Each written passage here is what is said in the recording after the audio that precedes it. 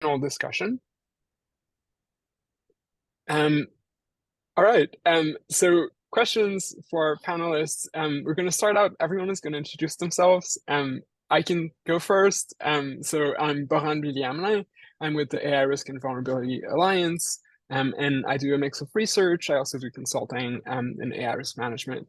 And I'm going to pass it on to Michelle Lam. Hi, everyone. Yeah, I'm Michelle, and I'm a PhD student at Stanford. And so I was the student who helped to build the IndieLabel tool, and I got the chance to work with the great folks at ARVA. So yeah, I'll pass it to Carol. Hi, yeah, I'm Carol Anderson, and I'm a former data scientist, formerly focusing on language models. Currently an independent consultant and researcher in AI ethics, and I'm part of the leadership team at ARVA. And with that, I'll pass it to Christina. Hi, my name is Christina. I actually used to build machine learning models at Google, and with that awakened my passion with regards to advancing the state of algorithmic transparency. And with that, I'll pass it to Nathan. I'm Nathan Butters. You can call me Nathan or Butters. I am a product within the Office of Ethical and Humane Use at Salesforce, and I'm also one of the founding directors at the AI Risk and Vulnerability Alliance.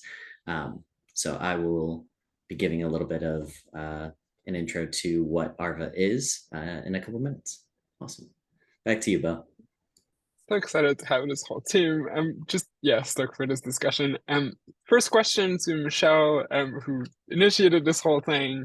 Can you describe, give us a short description? What's IndieLabel? Yeah, sure. So IndieLabel is basically the system that was intended to allow for non-expert, non-technical expert users to lead their own audits of algorithmic systems. Specifically, we built this prototype around auditing a content moderation model. And the core idea behind IndieLabel is helping people to really quickly hone in on areas where they disagree with the current behavior of the model and kind of scaffolding them through an audit when it's just an individual person to sort of express their point of view and surface these potential harms that a model might be putting forward. That's a quick summary. Yeah. I love Awesome. it. Yeah, and the reason we at ARVA were really excited to partner with Michelle and the team is because our entire mission is helping people see and understand and then be able to act upon the risks that are present in algorithms. And so we want to help communities be able to build the tools or use tools that others are building in order to be able to actually actively fight against some of the biases and harms that are occurring today. And so that's the general gist of what we do at ARVA. The other brief thing is that we are 100% community driven. And so when we identify opportunities like this, it takes a partnership between a core group of our volunteers and then other like-minded individuals within either industry or academia in order to be able to pull off projects like this. Awesome. I'd love to hear more about why should people care, right? So why does public and end user testing models matter? What the so what question? And I'm gonna pass it off to Carol for first part of discussing this topic. Sure.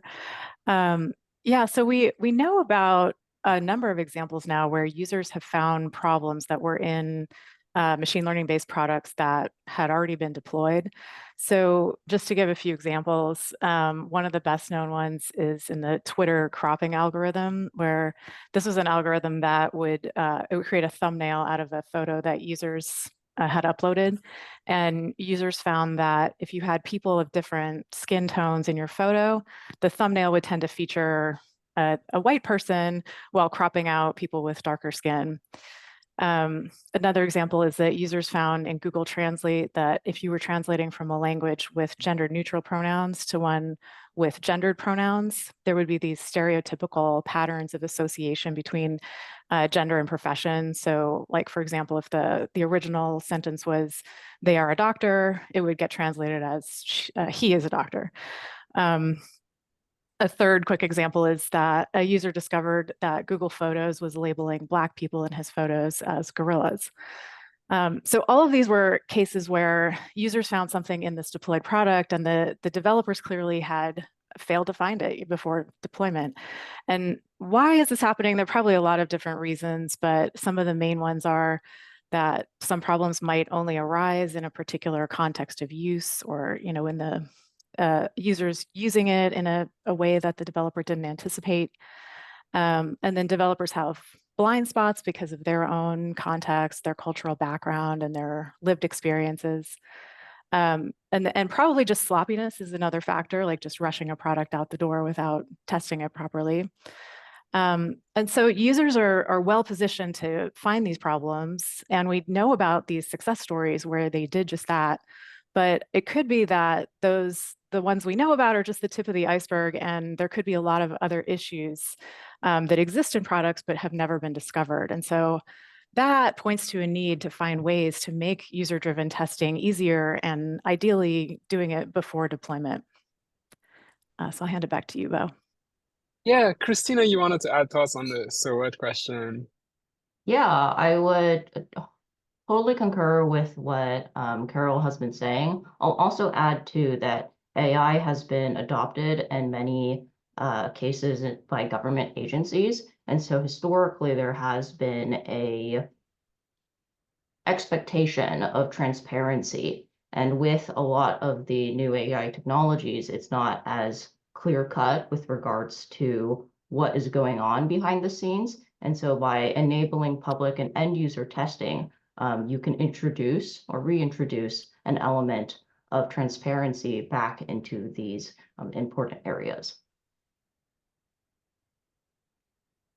It's such a helpful summary. Also, I love the synergies between the things that are on our mind and the folks that are showing up today. I'm noticing Irene, who was involved with the Twitter bias bounty, and Carol, you mentioned the image cropping algorithm. There's just like a lot of interest in this topic and so many really, really interesting efforts.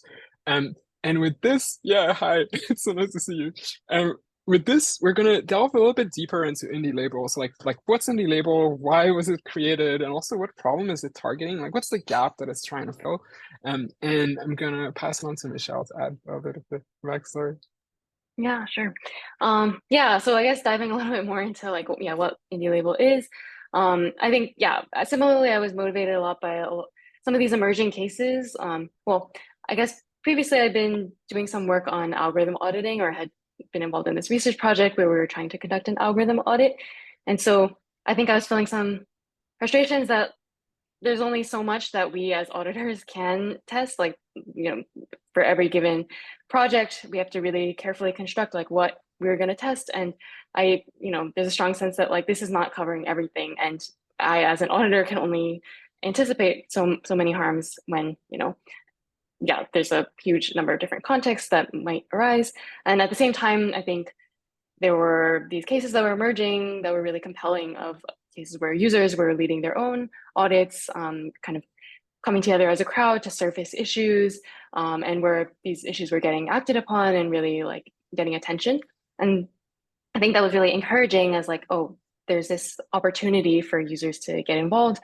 But I think a big challenge is that it's a lot of effort. It is a lot of effort for users to conduct these audits. I think the cases where it has been successful are cases where it has been easier to test on like a really small number of outputs and to see very clear evidence of harm. Like, for example, if you crop one image and it's very clearly doing the wrong thing, or you have a translation and it's blatantly making wrong assumptions or embedding harmful biases, then I think you can already see very clear evidence of harm. But there are a lot of different types of harm or bias that can exist in systems, but that are a lot harder to discover, and systems that aren't so readily testable by users, that are maybe operating under the hood, or a couple of levels, hidden away. For example, like recommender system, like feed ranking algorithms, like it's harder to probe their behavior as an end user.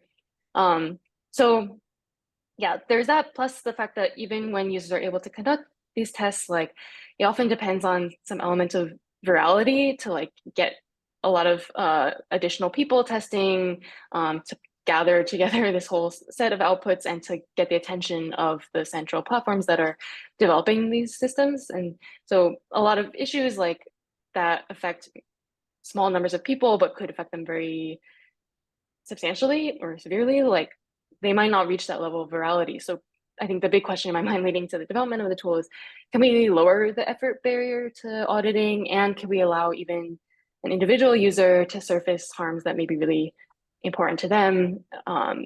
Yeah, even if it doesn't become viral. So yeah, that's kind of the context. And so with IndieLabel, what we basically tried to do is address the challenge by helping people scale up from a really small initial set of labels to a much larger set that sort of captures their point of view as a starting point for leading their audit, so that they could really scale up their efforts and focus their attention on those areas where their expertise and unique perspectives would be most valuable or are most needed because they differ from the current behavior of the model. So I think the core element that we were building off of in this tool is that a lot of these machine learning models that exist today already have a number of different annotators' perspectives that are baked into the training data, or at least they should, at least at a bare minimum. But there's something useful that you can glean from that information by because it kind of captures the spread of different opinions that might exist among a population of annotators. But I think the challenge is that, that data set doesn't have full coverage. It's not for the full set of examples, and you don't have annotators ratings on every example. But anyway, to keep things brief, like basically there's useful signal that you can gather from such a data set, which is a data set that already exists, such that when a user comes in with a small set of their labels, we can basically use that information of past annotators and past items to roughly model what this new user might think on this same data set, but on a much larger number of examples. And I think for our use case, it's not necessary to be perfect at this task of exactly perfectly recommending, or sorry, exactly perfectly estimating their labels, but this is primarily meant as a starting point, so we can basically identify these systematic areas or topic areas where it seems like the user has labels that differ from the system that they're auditing labels, and from there we basically have these interactive visualizations where users can dive into exactly those areas. So for example, the system might surface that they differ from the system on some topics related to I don't know what's a good example, like some topics related to like sexism or something. And so maybe then we would dive into this view where you can see a summary of what's the model's behavior in this topic area, actually dive into like the actual text posts that the model is assessing and the ratings that it's giving. And we kind of guide users through collecting evidence of like errors that the model is making, and sort of forming this audit report that summarizes their perspective on like what's going wrong with the model, perhaps what they think should be fixed. And so that's kind of the general flow that we're seeking to support. Yeah.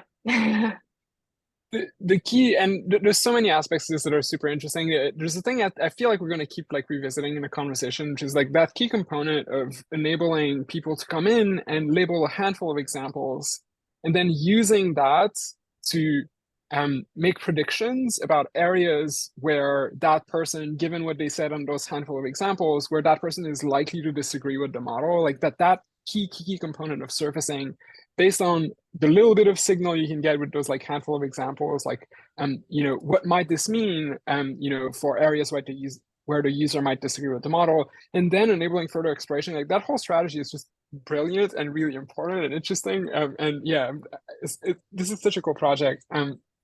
So yeah. Carol, yeah, Nathan, sorry, just going on that really quick, Bo, we talk a lot about like exposing risks, but there's also an aspect of consensus building through this exercise.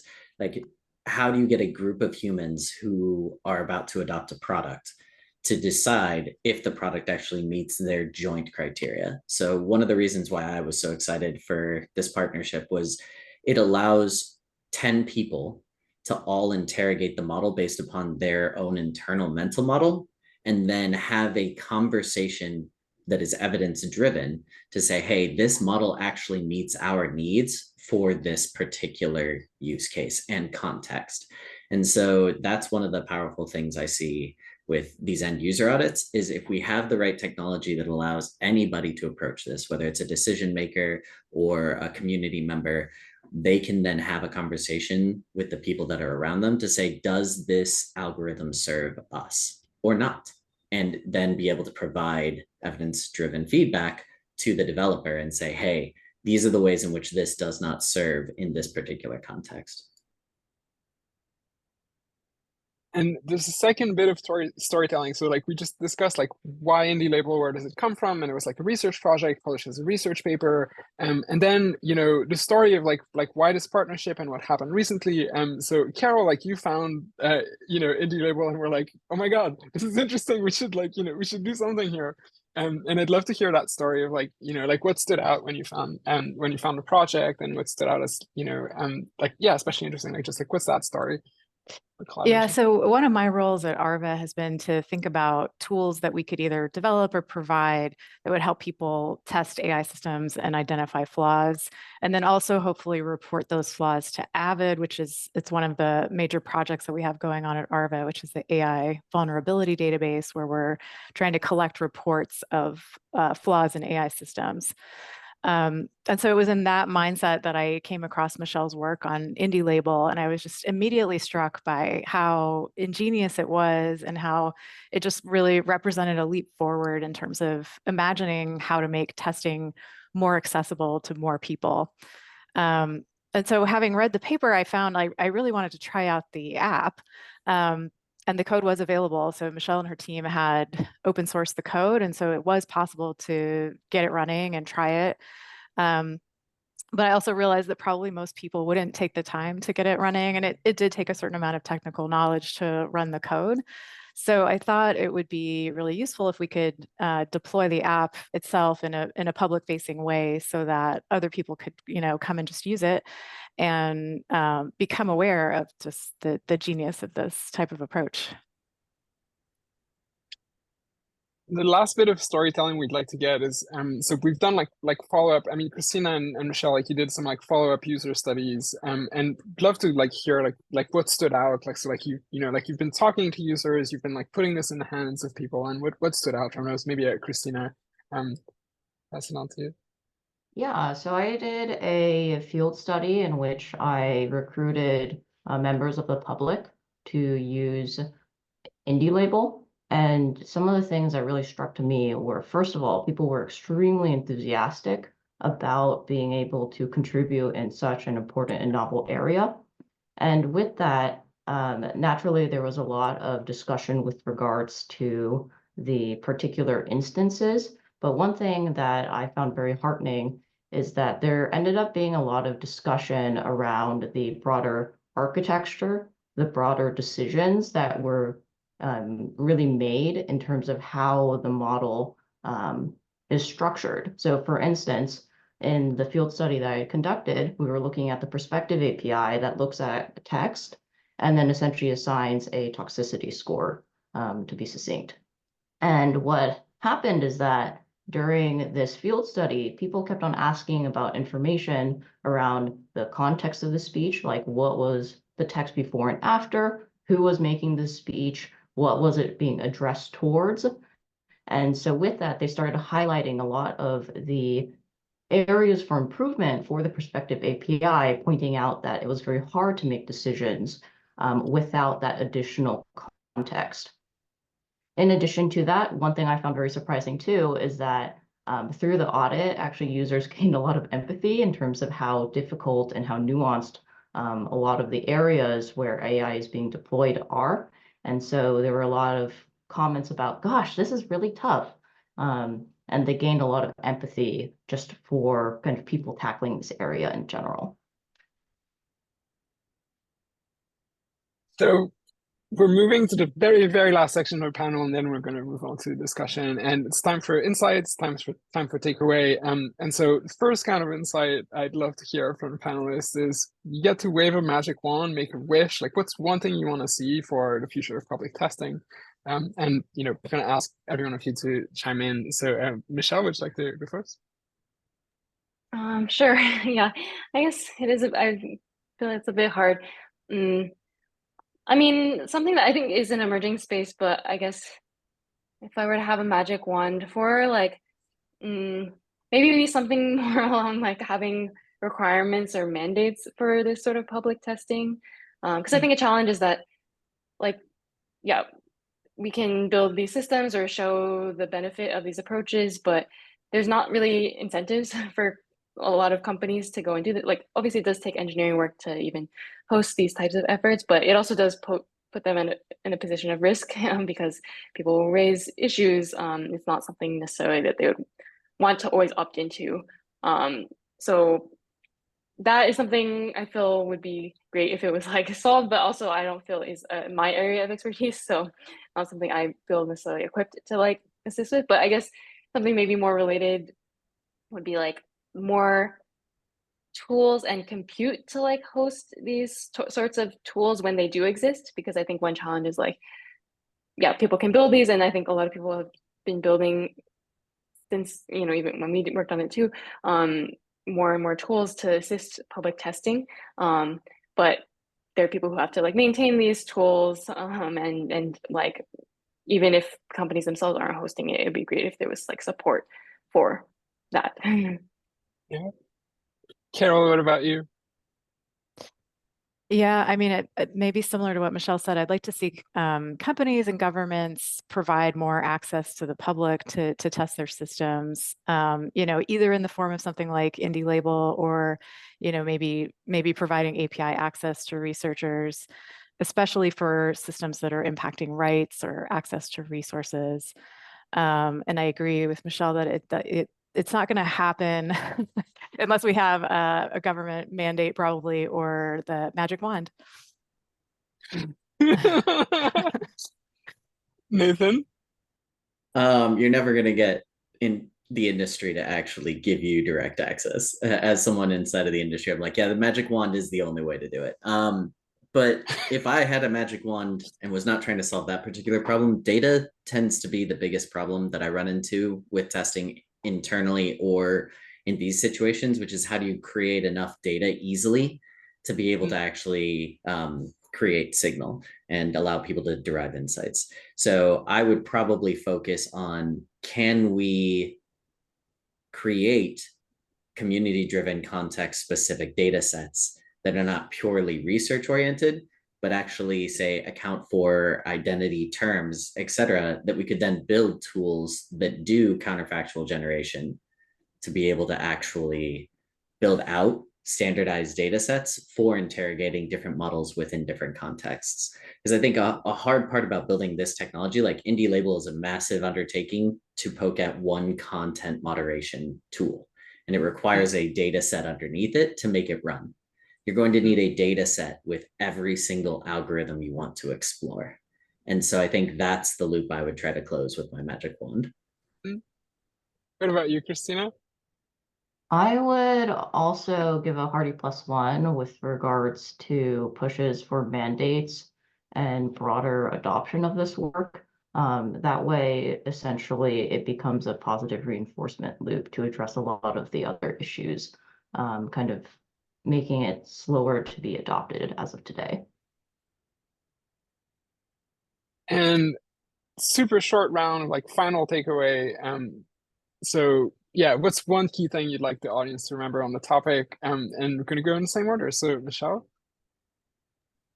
Yeah, I guess one takeaway is that it's still a very open and emerging space, I think, especially with, newer or more popular models now that have an even more unbounded output space than maybe models that were prevalent, I think, more at the time when when we were writing IndieLabel, which were more focused on like classification models, which already have their own challenges. So there's that. I think something I would want as a takeaway is that like we would really benefit from tools that like enhance the creativity and expressivity of individual users. Like, I think that's something I really hope to like amplify in IndieLabel, well, as a preliminary version, but I hope to like bring further into my future work, because I think when we constrain the way that people can express their voice, even when they're providing input from like the public, yeah, when we restrict that voice, we get a lot less rich feedback and sort of like lose a lot of what we could benefit from. Like, you know, a simple thumbs up or thumbs down is not enough and doesn't sort of leverage the creative potential, I think, of public testers and auditors and yeah, eventual maybe like people in the public designing their own AI. So yeah, that's maybe my takeaway.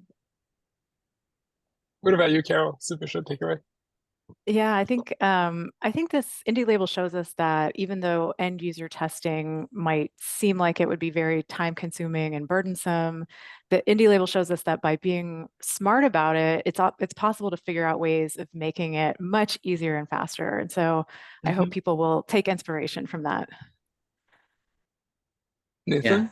Yeah, going off on that, if we build the right interfaces and we can start standardizing on what people actually understand, whether it's data visualization or narrative, I feel like we can make all of these technologies much more accessible to people who aren't deeply embedded in coding or mathematics. And Christina, what about you? Takeaway. I would say that this area is incredibly nascent, and so there's a lot of opportunity to make positive impact and democratize auditing of these technologies to the broader public. This is amazing. This is the end of the being talked at part of the session. What we're going to do now is we're going to just move on to discussion. So I'm going to stop the recording.